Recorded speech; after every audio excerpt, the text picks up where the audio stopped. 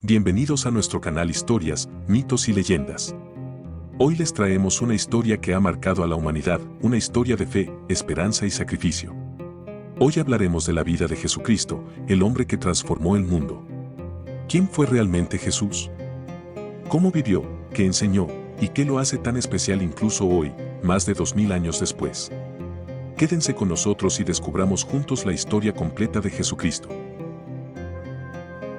Jesucristo es la designación de Jesús de Nazaret, calle 30 DC, un profeta judío itinerante de Galilea, en el norte de Israel.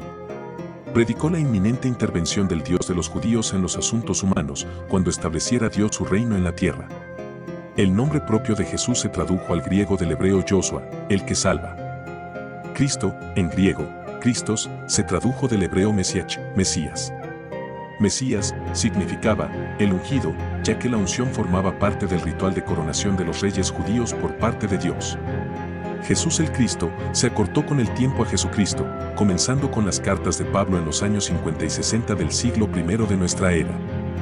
Un título popular se convirtió en su designación como Hijo de Dios, tanto en su función como en su naturaleza.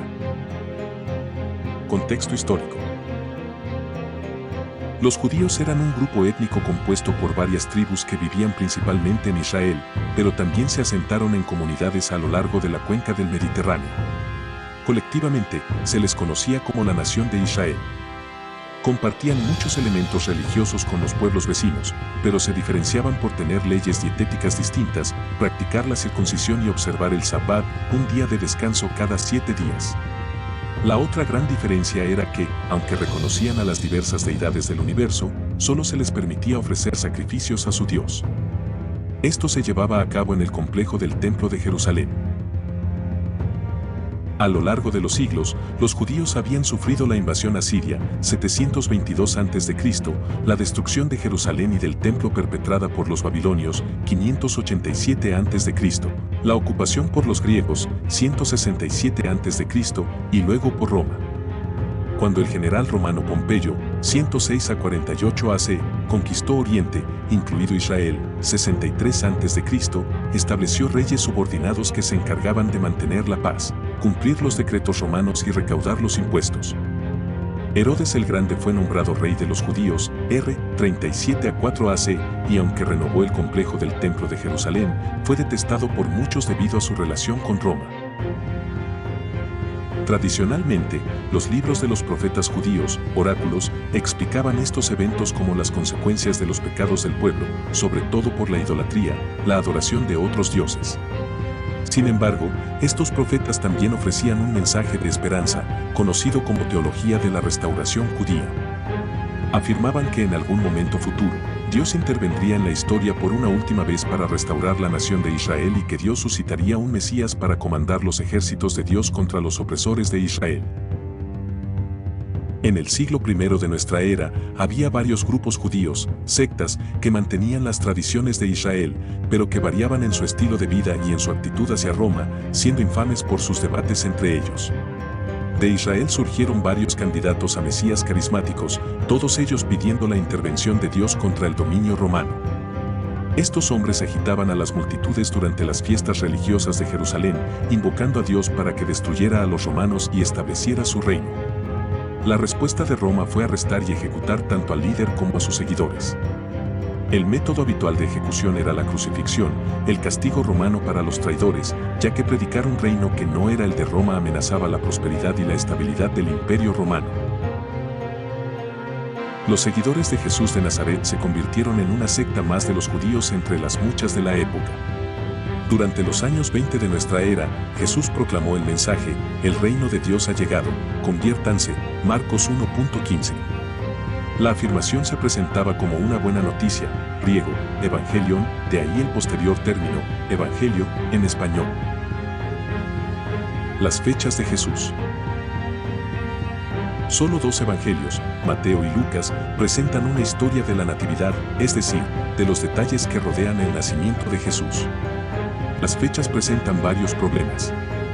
Mateo afirma que Jesús nació aproximadamente 2 años antes de la muerte de Herodes el Grande, 4 a.C., mientras que Lucas afirma que nació durante el gobierno de Quirino en Siria, 6 después de Cristo. Ambos autores relatan que su madre, María, fue impregnada por el Espíritu de Dios, dando lugar al nacimiento virginal de Jesús. Todos los autores de los evangelios sitúan el ministerio y la muerte de Jesús durante el reinado del procurador romano Poncio Pilato. Sabemos que Pilato reinó entre los años 26 y 36 de nuestra era. Por consenso, la fecha común para la muerte de Jesús se sitúa entre los años 30 a 33 de nuestra era. El ministerio de Jesús según los evangelios. El ministerio de Jesús comenzó al ser bautizado por un hombre conocido como Juan el Bautista. El bautismo significaba simplemente mojar sumergiendo. Juan utilizaba simbólicamente este ritual con agua después de que alguien se hubiera arrepentido de sus pecados.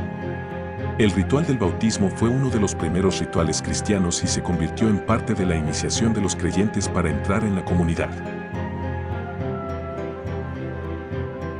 Marcos, el evangelio más antiguo, hacia el año 70 después de Cristo, presenta a Jesús como un exorcista carismático, un predicador itinerante que se creía que tenía dones especiales de Dios, y que obraba a través del Espíritu de Dios, como los demás profetas de Israel. El Jesús de Marcos viajaba por las pequeñas ciudades y pueblos de Galilea, llevando su mensaje de que la predicción de los profetas sobre los últimos días era ya inminente. Según Marcos, Jesús enseñaba mediante parábolas, utilizando conceptos y detalles cotidianos para enseñar basándose en ejemplos. Llamó a 12 discípulos, aprendices, para que constituyeran su círculo cercano, simbolizando así la restauración de las 12 tribus de Israel. Comenzando con Marcos, los evangelios relatan que los miembros de la élite religiosa judía, principalmente los fariseos, los escribas y, en última instancia, los saduceos, que estaban a cargo del templo, se opusieron a las enseñanzas de Jesús desde el principio de su ministerio. Jesús y sus discípulos viajaron a Jerusalén para celebrar la fiesta de la Pascua. Jesús se dirigió entonces al monte del templo y desbarató los servicios de los vendedores de animales y de los cambistas. Según Marcos, este acontecimiento fue el que condujo a la muerte de Jesús.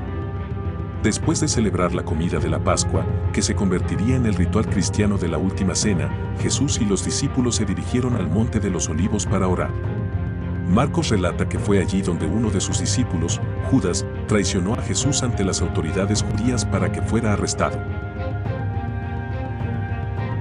Los evangelios relatan una serie de juicios nocturnos y matutinos frente a diferentes grupos, el Sanedrín, el Consejo Gobernante de Jerusalén y el Sumo Sacerdote, siendo Jesús condenado por blasfemia. Él era inocente de esta acusación, pero los escritores de los evangelios sabían bien cómo murió Jesús y utilizaron la blasfemia como recurso narrativo para explicar por qué fue entregado a Roma. Jesús fue ejecutado un viernes por la tarde. El sábado era el día de reposo, que comenzaba al atardecer del viernes, por lo que las mujeres no pudieron ir a la tumba hasta el domingo por la mañana para terminar los rituales funerarios. Fue entonces cuando sus seguidores afirmaron que el cuerpo de Jesús había desaparecido y que había sido resucitado por Dios. En consecuencia, se alegó que Jesús había ascendido corporalmente al cielo. Jesús de Nazaret como el Mesías. Los 4 evangelios tuvieron que lidiar con algunos problemas en sus afirmaciones de que Jesús de Nazaret era el Mesías prometido en las escrituras judías. Jesús no solo estaba muerto, sino que murió por crucifixión, como un traidor a Roma. Además, la predicación del inminente reino de Dios no se había materializado. 2 respuestas surgieron en las comunidades de sus seguidores. En los capítulos 53 y 54 del libro del profeta Isaías, tenemos la descripción de un siervo justo que es torturado, sufre, muere y luego es elevado para compartir el trono de Dios. En el contexto histórico del profeta Isaías, el siervo sufriente personificaba a la nación de Israel. Sin embargo, los primeros cristianos alegaban entonces que Isaías había predicho que Jesús de Nazaret era este siervo sufriente. El problema del hecho de que el reino de Dios no se materializó cuando Jesús estaba en la tierra fue resuelto gracias a otra innovación cristiana. Esto se conoce como la parousia o la segunda venida. Jesús, ahora en el cielo, regresaría en una época futura, y entonces los elementos restantes del reino de Dios se manifestarían en la tierra. Esta convicción sigue siendo fundamental para el cristianismo, cuyos detalles son descritos en el libro del Apocalipsis escrito por Juan de Patmos. Los seguidores de Jesús llevaron su mensaje a las ciudades del Imperio Romano. Sorprendentemente, los gentiles, es decir, los no judíos querían formar parte de su comunidad. En un primer momento, surgió el debate sobre si debían convertirse completamente al judaísmo, incluyendo la circuncisión, leyes dietéticas y observancia del Sabbat. La decisión se tomó hacia el año 49 después de Cristo en Jerusalén, concluyendo que no era necesario, pero que sí debían seguir las leyes judías sobre el incesto, el no consumo de carne con sangre y el abandono de la idolatría a los dioses tradicionales del Imperio Romano. La predicación contra la religión tradicional romana condujo más tarde a la persecución de los cristianos a finales del siglo I de nuestra era. Tras recibir una visión de Jesús, ahora en el cielo, Pablo, un fariseo, se unió al movimiento y comenzó a predicar la buena nueva en varias ciudades del Imperio Romano de Oriente. Sin embargo, dentro del contexto histórico de las comunidades de Pablo, no se conformó una nueva religión. Se trataba de un judaísmo con nuevas doctrinas. Pablo estableció comunidades con dos grupos diferenciados, integradas por judíos y gentiles, pero ambos creyendo en el cumplimiento de las enseñanzas escatológicas de los profetas. Gran parte de sus consejos en las cartas estaban dirigidos a los seguidores de Jesús sobre cómo vivir en el periodo antes de su regreso a la tierra. Pablo esperaba que su generación fuera la última del antiguo orden hasta que se produjera la transformación del universo por medio de Cristo. La adoración de Jesús como Dios. Es en las comunidades de Pablo donde encontramos la primera evidencia de que Jesús de Nazaret era ahora adorado junto con el Dios de Israel, como compartiendo el trono de Dios. Este culto consistía en oraciones e himnos a Jesús, en bautizar en su nombre, en exorcizar demonios con su poder y en conmemorar su muerte reuniéndose cada semana para recordar la última cena. Como dijo Pablo, toda rodilla se doblará ante Jesús, el milenario ritual de veneración a un Dios. En la carta de Pablo a los romanos, encontramos la primera referencia a lo que constituiría la comprensión de la muerte de Jesús como expiación. La expiación se refería a un ritual de sacrificio que reparaba o expiaba una violación contra un mandamiento de Dios. En Romanos 5, Pablo aplicó la analogía de primer hombre, último hombre. Adán, el primer hombre, pecó, y su castigo fue la muerte para sus descendientes. Jesús, el último hombre, murió y trajo la vida eterna. Esto se entendió como la razón de ser de la muerte de Jesús de Nazaret. Jesús no murió simplemente por nuestros pecados, sino por el castigo de nuestros pecados, la muerte física. Ser salvado a través de la fe, fidelidad a Jesús, significaba que cuando Jesús regresara, sus seguidores serían transformados en cuerpos espirituales, ya no de carne, y cogobernarían con Cristo en la tierra. 1 Corintios 15. Después de que la primera generación muriera efectivamente, el concepto se ajustó a la idea de que, aunque seguiríamos muriendo, los creyentes podrían disfrutar de una vida después de la muerte en el cielo. A mediados del siglo II de nuestra era, los líderes cristianos, en su mayoría obispos, designados posteriormente como padres de la Iglesia, comenzaron a escribir apologías a los emperadores romanos y a otras personas en defensa del cristianismo. Como hombres educados en varias escuelas de filosofía, utilizaron conceptos filosóficos del universo y la terminología para acordar los puntos de vista cristianos sobre Jesús con afirmaciones filosóficas. Así se explica la elevación de Jesús de Nazaret, de ser un judío hacedor de milagros a ser la fuente de todo poder en el universo. Fuente sobre la vida y el ministerio de Jesús. No disponemos de fuentes contemporáneas sobre la vida de Jesús y su ministerio, nadie de su época escribió nada. En contra de la creencia popular, los evangelios no fueron escritos por los discípulos de Jesús. De hecho, los evangelios existieron durante unos 100 años antes de que los cristianos posteriores les asignaran nombres y autoría. El trasfondo inmediato de los evangelios fue la revuelta judía contra Roma, 66 a 73 DC, que terminó con la destrucción de Jerusalén y del templo. Finalmente se culpó a los judíos colectivamente, siendo esto considerado un castigo por su rechazo a Jesús como el Mesías. Los escritores de los evangelios distinguieron entre sus judíos y los rebeldes al presentar la muerte de Jesús como un resultado de las diferencias religiosas que tuvieron con los líderes judíos. El hecho de que un magistrado romano declarara inocente a Jesús significaba implícitamente que sus seguidores también eran inocentes de traición. Las primeras fuentes no cristianas sobre Jesús se encuentran en las obras de Flavio Josefo, 36, calle 100 DC, un general judío durante la revuelta. Cambió de bando y más tarde se trasladó a Roma para escribir varios volúmenes de su historia de los judíos.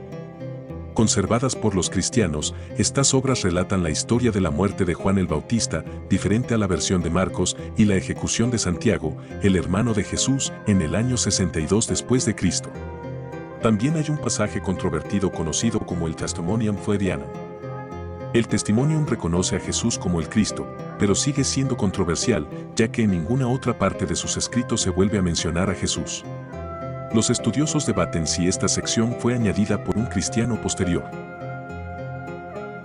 Las primeras fuentes romanas provienen de escritos ulteriores. Plinio el Joven, gobernador de Bitinia, a orillas del Mar Negro, escribió sobre los juicios cristianos hacia el año 110 después de Cristo. El historiador Tácito, que escribió hacia el año 110 después de Cristo, seguido por Suetonio, hacia el año 120 después de Cristo. Relató la historia de la persecución de Nerón, r. 54 a 68 DC, en Roma después del gran incendio del año 64 después de Cristo. El cristianismo como religión oficial. Durante unos 300 años, los cristianos fueron perseguidos por Roma por enfadar a los dioses. En el año 312 de la era cristiana, Constantino I, r. 306 a 337 DC, luchó contra otros contendientes por el título de emperador del Imperio Romano de Occidente. Ganó en la batalla del Puente Milvio en Roma y atribuyó la victoria al Dios de los cristianos. Con el Edicto de Milán del año 323, el cristianismo se convirtió en una religión legal y dejó de ser objeto de persecución. Durante todo este tiempo, no existía una autoridad central como el Papa en el posterior Vaticano que determinara las creencias y rituales cristianos normativos. Las comunidades seguían literalmente las enseñanzas de sus líderes, ahora obispos, quienes continuaron con las disputas. Cuando Constantino el Grande se convirtió, optó por las enseñanzas de los padres de la Iglesia, que finalmente se convertirían en la teología estándar del cristianismo. Hacia el año 325 después de Cristo, las comunidades cristianas debatían, a veces con violencia, la relación entre Jesús y el Dios de Israel. Constantino convocó una reunión ecuménica en Nicea, en la actual Turquía, para resolver la disputa. El resultado de esta reunión fue otra innovación, el credo de Nicea, que todos los cristianos estaban obligados a creer.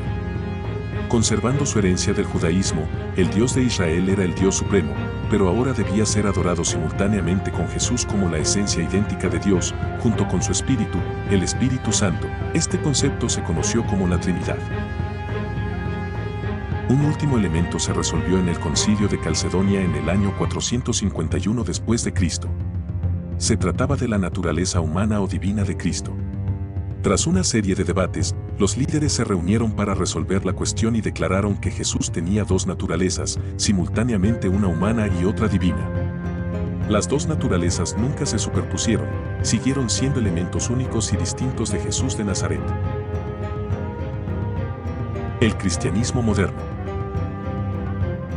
En 1053, las iglesias cristianas del Imperio de Oriente y del Imperio de Occidente se dividieron por causa de diferencias doctrinales. Las iglesias orientales se denominan colectivamente comunidades ortodoxas.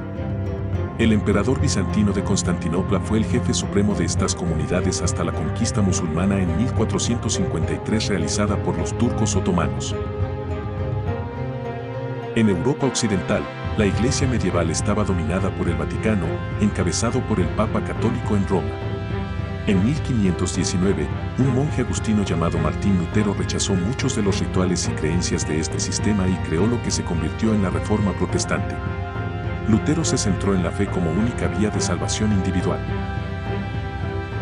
Durante el periodo de expansión colonial, los misioneros cristianos llevaron las enseñanzas de sus diversas comunidades a China y Japón, África y América. En la actualidad, el cristianismo es una de las mayores religiones del mundo, con unos 2.300 millones de fieles. Aunque vivimos en un mundo secular, nuestro calendario sigue estando marcado por las fiestas cristianas que recrean acontecimientos de la vida de Jesús. Y así, la vida de Jesús de Nazaret dejó una huella imborrable en la historia de la humanidad. Desde su nacimiento humilde en un pesebre en Belén, hasta su ministerio lleno de milagros, enseñanzas y actos de compasión, Jesús se destacó no solo como un profeta, sino como una figura que desafió el sistema religioso y político de su tiempo, mostrando un nuevo camino basado en el amor, la fe y el perdón. Su sacrificio en la cruz es uno de los momentos más trascendentales de su historia. Según la fe cristiana, ese acto de entrega abrió las puertas a la salvación para la humanidad, ofreciendo el perdón de los pecados y la reconciliación con Dios. Pero su historia no termina en la muerte. La resurrección de Jesucristo al tercer día no solo reafirma su divinidad para sus seguidores, sino que marca el comienzo de una nueva era, el cristianismo, una fe que se extendió por todo el mundo y continúa influyendo en millones de vidas hasta el día de hoy. Jesucristo no solo fue un hombre de su tiempo, su mensaje trasciende generaciones y fronteras, inspirando a personas de diferentes culturas y tradiciones. Sea cual sea tu perspectiva, su impacto en la historia, la filosofía y la espiritualidad es innegable. Al final, la historia de Jesús no es solo un relato antiguo, es una invitación a reflexionar sobre el poder del amor, el perdón y la esperanza. Y así hemos llegado al final de esta maravillosa historia. No olvides suscribirte, darle like y activar la campanita para nuevos videos. Hasta la próxima, amantes de la historia.